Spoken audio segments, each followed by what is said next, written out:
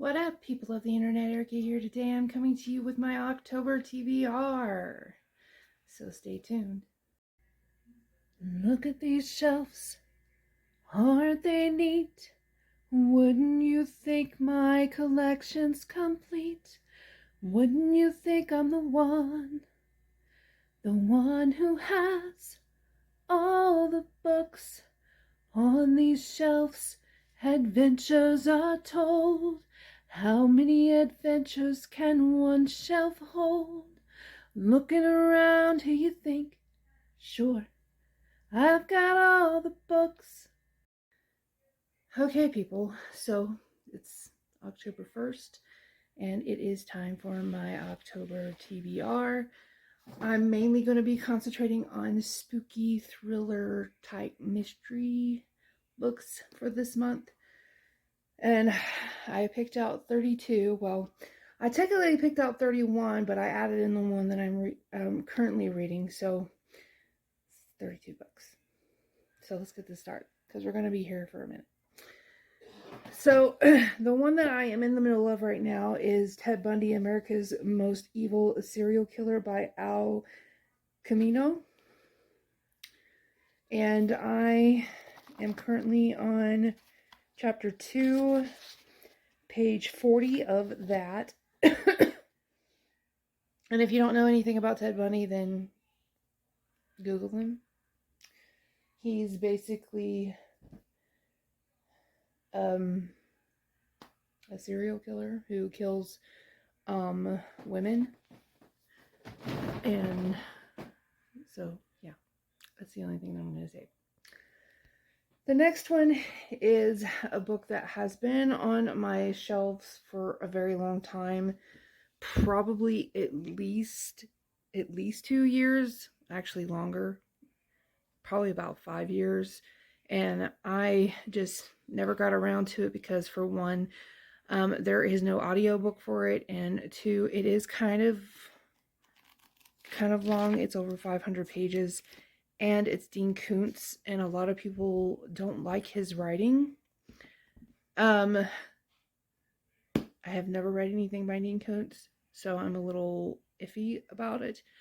Hopefully I enjoy it, but it's The Door to December. And it's it doesn't say anything on the back, so I don't even know what it's about.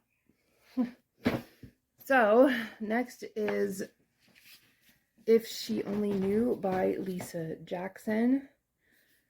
This says, it begins on a dark stretch of highway in Northern California. Caught in a blinding glare of headlights, 2 vehicles swerve and crash, leaving one woman dead and another in a coma.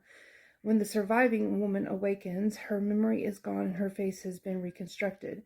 Her family tells her that her name is Marla Cahill, but they're all strangers to her. Recuperating in her isolated San Francisco mansion, Marla waits for something to trigger recognition. Yet the only thing she's left with is the unshakable feeling that she is not who everyone says she is, and that something is very, very wrong. Marla knows her life isn't just different, it's in danger. And as her fear builds, a killer waits for the perfect moment to strike, the moment Marla remembers. So, that sounds really good. Next is The Family Upstairs by Lisa Jewell. This is all over YouTube. A lot of people love it. So, hold on. Soon after her birthday, Libby Jones returns home from work to find the letter she has been waiting for 25 years. She rips it open with one driving thought. I am finally going to know who I am. She learns not only the identity of her birth parents, but also that she is the sole inheritor of their abandoned mansion on the banks of the Thames. Or Thames, whatever. Everything in Libby's life is about to change, but what she can't possibly know is that others have been waiting for this day as well, and she is on a collision course to meet them. In The Family Upstairs, the master of bone-chilling suspense brings us the can't look away story of 3 entangled families living in a house with the darkest of secrets. Hang on a second, since we're going to be here for a little bit.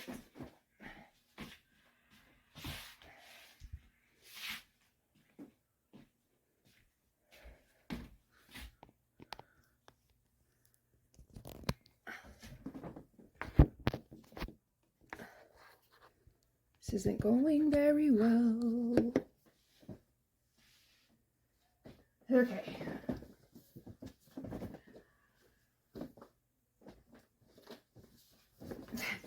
So many books. So many books.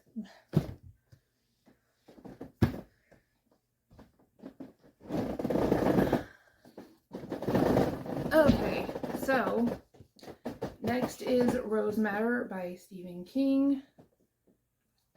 After surviving 14 years of hell in a violently abusive marriage, Rosie Daniels finally summons the courage to flee for her life.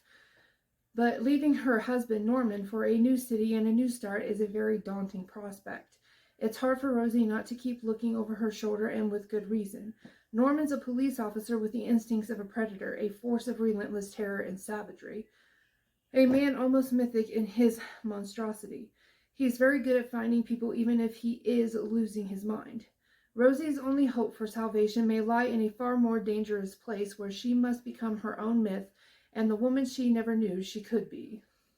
And it's quite extensive. It's it's almost 650 pages, so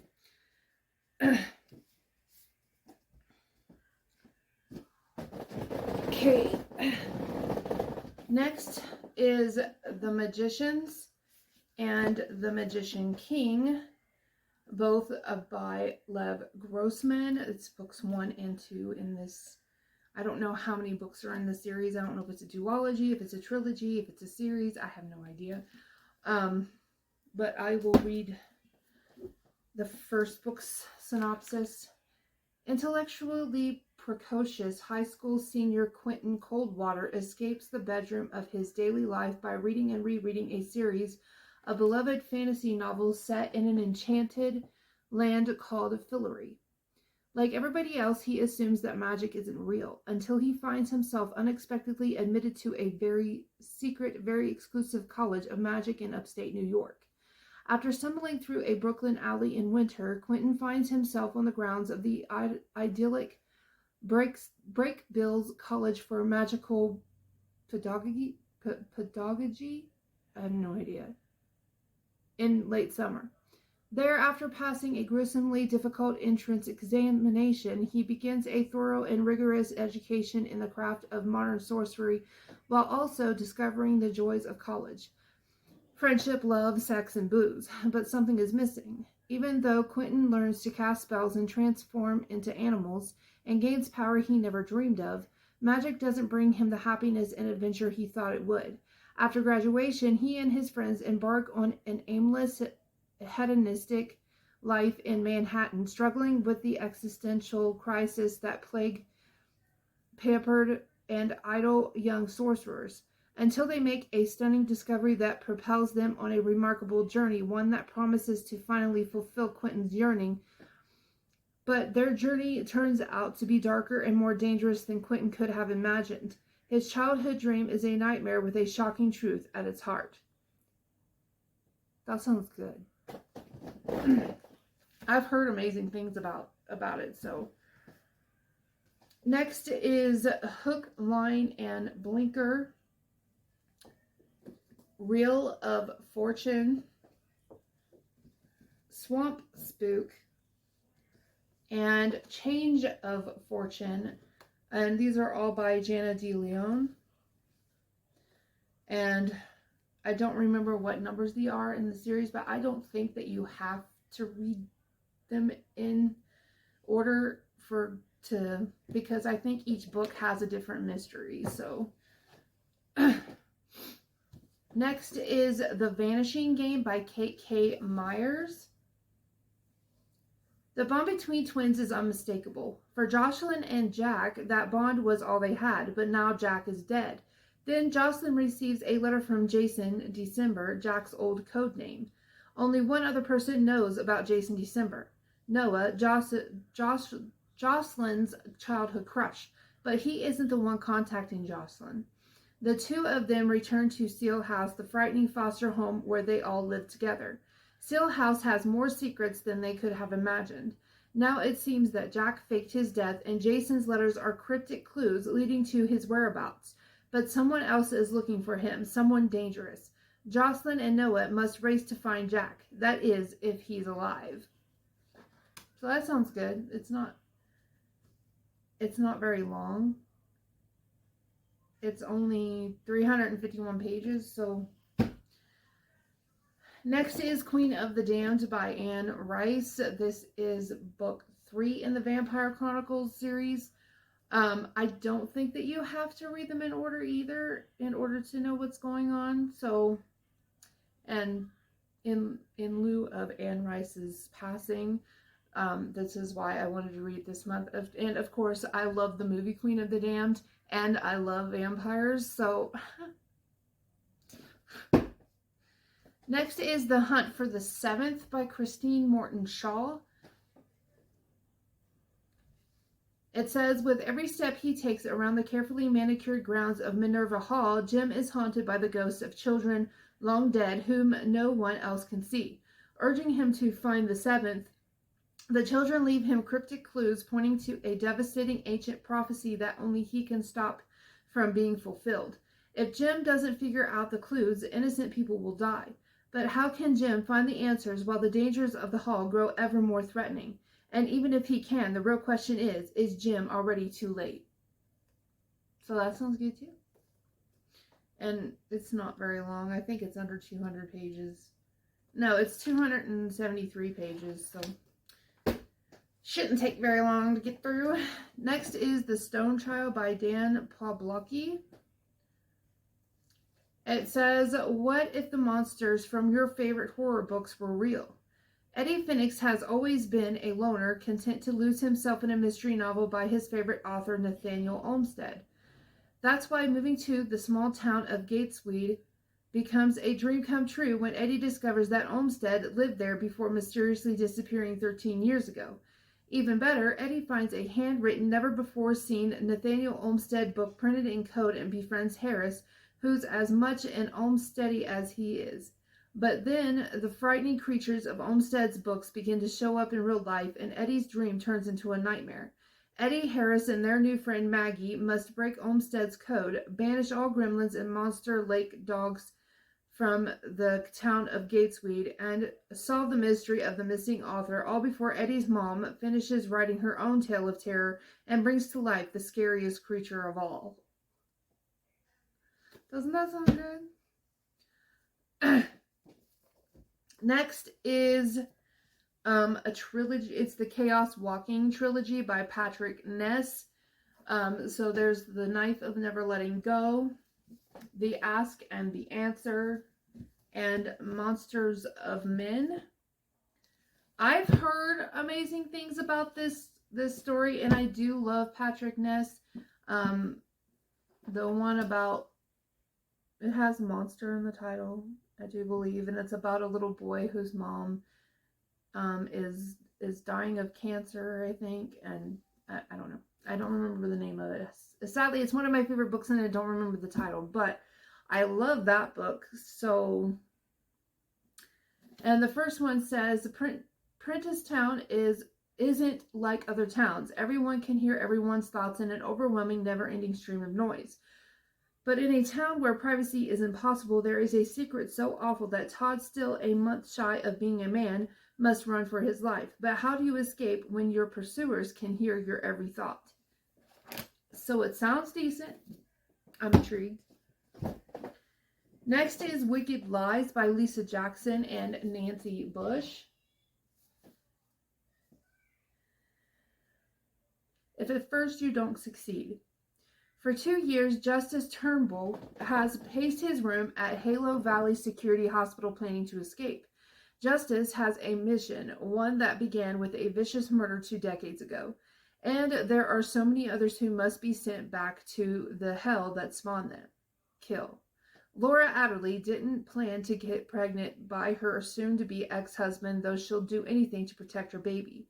But now reporter Harrison Frost is asking questions about the mysterious group of women who live at Siren Song Lodge. Harrison hasn't figured out Laura's connection to the story yet, but Justice knows, and he is coming. Then kill again.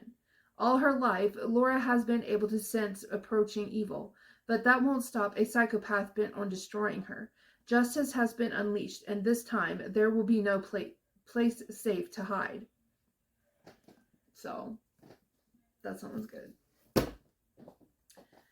Next we have Escape Room by Maren Stoffels.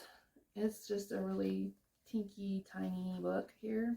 I said tinky tiny, I said teeny tiny. All they need to do is get out. Alyssa, Sky, Milas, and Mint are ready for a night of fun at the escape room. It's simple. Choose their game. Get locked in a room, find the clues, solve the puzzles, and escape the room in 60 minutes. But what happens if the game master has no intention of letting them go? Next is the Dead Room by Heather Graham. She talks to dead people. A year ago, archaeologist Leslie McIntyre barely survived the explosion that took the life of her fiancé, Matt Connolly. In the long months since, she's slowly come to terms not only with her loss, but with her unsettling new ability to communicate with ghosts, a dubious gift received in the wake of her own brush with death. Now she's returned to Lower Manhattan's historic Hastings House site of the explosion to conquer her fears and investigate a newly discovered burial ground. In this place, restless spirits hold the secrets not only of past injustice, but of a very real and very contemporary conspiracy with deadly designs on the city's women, including Leslie herself. By night, Matt visits her in dreams, warning her and offering clues to the truth, while by day she finds herself helped by and attracted to his flesh and blood cousin, Joe. Torn by her feelings for both men, caught between the worlds of the living and the dead, Leslie struggles against the encroaching danger that threatens to overcome her. As she is drawn closer to the darkness at the heart of Hastings House, she must ultimately face the power of an evil mind, alone in a place where not even the men she loves can save her. So that sounds good. Next is it's got 2 novels in it by K.R. Alexander. There's Follow Me and Haunt Me. Follow Me says, it's strange enough for Tamal to be the new kid in town, but it's even stranger to be living in the house that everyone wants to avoid, a house with a very deadly history. Nobody wants to talk about what happened. Nobody except the terrifying girl Tamal keeps encountering throughout the house. Tamal's parents can't see her, but he's sure she's there and wants something from him. Tamal's family thought this house would be a new start, but instead it might be a dead end. Haunt Me says Maria has never gotten over her sister Isabella's death and the guilt she feels about what happened. It hangs over everything she does, even an innocent slumber party with her 2 best friends. When one friend suggests they play a game that summons the spirits of the dead, Maria thinks it's all make-believe. But then she starts to hear from a spirit claiming to be her sister. Maria doesn't want to think it's possible, but the sinister spirit has a way of making her listen. Has her sister actually returned? So those sound good. Next is a Goosebumps book called Haunted Halloween. It's the movie novel. So Sarah is tired of worrying about what her younger brother Sonny has gotten into. He's always doing dangerous science experiments, and it's up to her to keep him out of trouble. When Sonny and his friend Sam find a ventriloquist dummy labeled Slappy in an abandoned house, they decide to take him home. What they don't realize is that they've brought him to life, and he's evil. Whoops. Slappy starts using his dark magic powers to make Halloween decorations come alive all across town, and they are not friendly. Even worse, he kidnaps Sarah and Sonny's mom. Only Sarah, Sonny, and Sam can stop Slappy before it's too late. But will he end up stopping them first? And it's also got 8 pages of color photos inside too. Okay.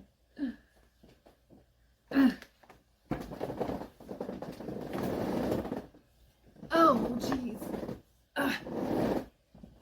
Next is The Broken Girls by Simone St. James.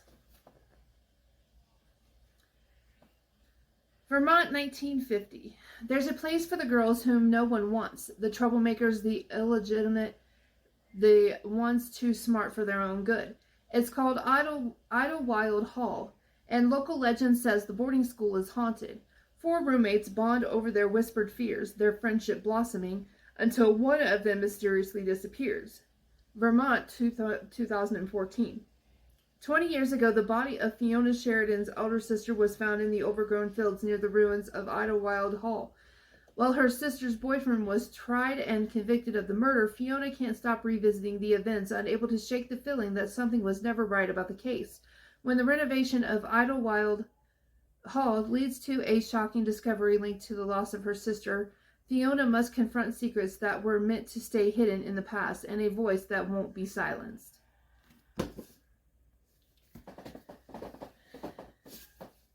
Next is The Merciful Crow by Margaret Owen. My best friend Melissa over at Melissa and Her Book sent this to me a while back, and I just haven't gotten around to it yet. Give them fire, give them fear. That's what it says on the top there. A future chieftain, a fugitive prince, a 2 cunning bodyguard, and 1 grumpy gray tabby. Fee abides by 1 rule: look after your own. As the future chieftain of a shunned cast of mercy killers, she relies on her wits and bone magic, drawn from the teeth of dead witches, to protect her band. The crows take more abuse than coin, so when they're called to collect the royal dead, Fee hopes they'll find the payout of a lifetime. When Fee discovers that Crown Prince Jasimir and his crafty bodyguard Tavin have faked their deaths to escape the ruthless Queen Rusana, she's ready to cut her losses and perhaps their throats. But Jas offers a deal that she can't refuse. Make sure he lives to see the throne, and he'll protect the crows when he reigns. To outrun and outwit the queen, the trio forge an uneasy alliance that is soon tested by old secrets, shifting allegiances, and forbidden feelings. As Rusana and her band of deadly trackers loom ever closer, the 3 fugitives must discover what they're each willing to sacrifice to save their own. So that actually sounds decent. Next is The Girl is Murder by Catherine Miller Haynes. It's the fall of 1942 in New York City, and Iris is dying to help out at her father's detective agency, especially when she discovers that one of Pop's cases involves a boy at her new public school. But when Pop adamantly refuses her help, Iris quickly realizes that it's much easier to lie than to ask permission. Suddenly, this once obedient former private school girl is sneaking out of the house, double-crossing her friends, and dancing at the Savoy till the early morning hours.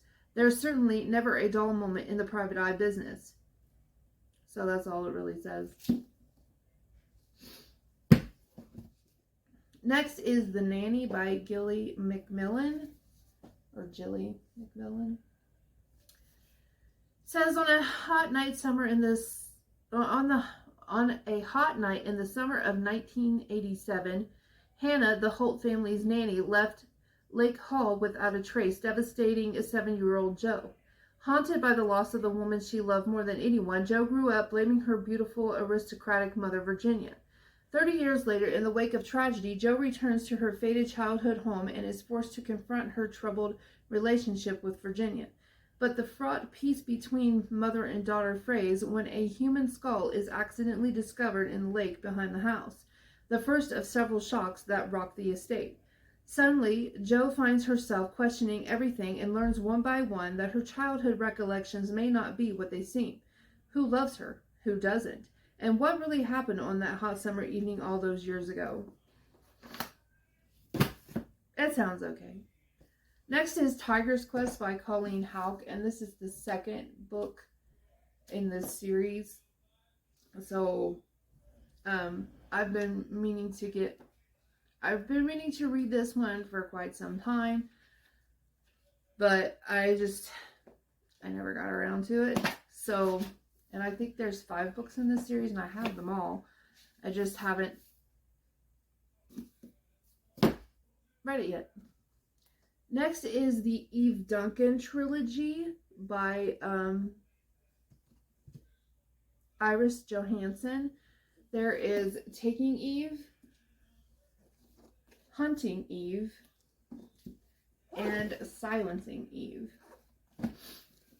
And taking Eve says, forensic sculptor Eve Duncan's mission is to bring closure to the families whose loved ones have vanished. She knows their anguish. Her own beloved daughter Bonnie was taken from her when Bonnie was just 7 years old. It is only recently that this mystery was resolved and Eve could begin her journey to peace. Now Jim Doan wants the same kind of answers that Eve always longed for. His 25-year-old son may or may not be dead, and he has only burned skull fragments as possible evidence. But he cannot go to the police for answers without risking his own secrets and exposing his dark past, so instead he chooses a bold step to find the truth. A truth that takes Eve down a twisted path of madness and evil and into the darkest heart of her own history. Doan needs Eve Duncan's skills, and he'll do anything to get them, even if it means taking Eve. So, that sounds very good. And last but certainly not least is Amore and the Night Brothers by B.B. Alston. I have seen this all across BookTube. I've heard amazing things about it. I just haven't gotten around to it. So, Amore Peters has never stopped believing her missing brother Quentin is alive. Not even when the police told her otherwise or when she got in trouble for standing up to bullies who said he was gone for good. So when she finds a ticking briefcase in his closet containing a nomination for a summer tryout at the Bureau of Supernatural Affairs, she's sure the secretive organization holds the key to locating Quentin. If only she can wrap her head around the idea of magicians, fairies, aliens, and other supernatural creatures all being real. Now she must compete for a spot against kids who've known about magic their whole lives. No matter how hard she tries, Amore can't escape their scrutiny and doubt, especially once her own supernaturally enhanced talent is deemed illegal. With an evil magician threatening the supernatural world and her classmates thinking she's an enemy, Amore has never felt more alone. But if she doesn't stick it out and pass the tryouts, she may never find out what happened to Quentin. So those are all the books that I am hoping to get to this month. I mean, I doubt that I will read all these. If I do, sweet. That's amazing. Awesome. Pat on the back. But if I don't, I at least want to finish 10 out of 32. So I think that's a fairly good goal considering there's 31 days in the month. Anyway, so if you like this video, give me a big thumbs up. If you want to see more videos like this, please click that subscribe button and then click that little bell icon to be notified when I post. If you have heard of any of these books or read any of these books or you haven't, either way, let's chat books in the comments below, and I will see you guys in the next video. Later.